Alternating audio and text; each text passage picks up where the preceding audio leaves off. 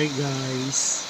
So, kasalukuyang ulan and then malakas pero maaraw. Subalit, meron tayong napansin na rainbow. Ano kaya ibig sabihin nito? Pero ang ganda ng kulay ng rainbow. Okay, maganda.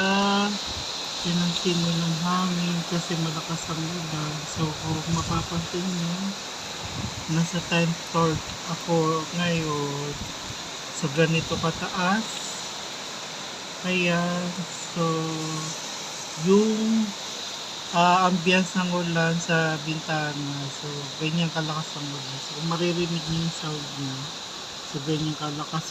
So, yeah. Na-amaze lang ako sa rainbow. So this is the second time na mapansin ko ulit siya.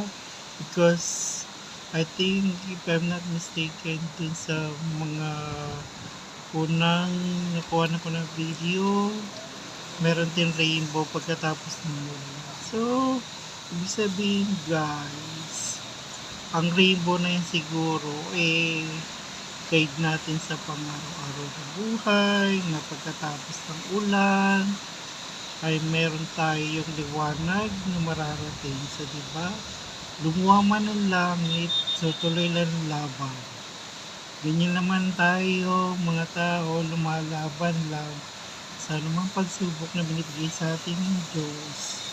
Laban, fight, fight, fight, go, go, go!